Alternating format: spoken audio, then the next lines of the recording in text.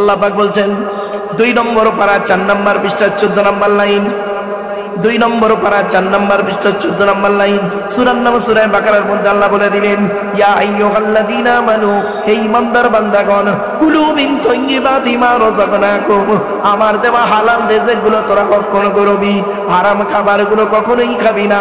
ওয়াশকুরু লিল্লাহ, আমি আল্লাহ আমার শুকর আদায় করবি খেতে খেতে। তোরা যদি শুকর আদায় করিস, লা ইন শাকারতুম লা আযীদান্নাকুম, তোরা যদি খেতে খেতে শুকর আদায় করিস, ওই খাবারে আমি আল্লাহ বেশি বেশি করে নিয়ামত দান করব। মুমিনের খাবারটা হালাল হবে না হারাম হবে? জোরে বলুন, হালাল। এবার আপনি বুকে হাত দিয়ে চিন্তা করুন, আপনি একজন হালাল খোর না হারাম খোর? আপনার নিজের বিচার আপনি নিজেই দেবেন। সার্টিফিকেট আপনাদের সার্টিফিকেট আমি দেবো, আর আপনারা আমার সার্টিফিকেট দেবেন?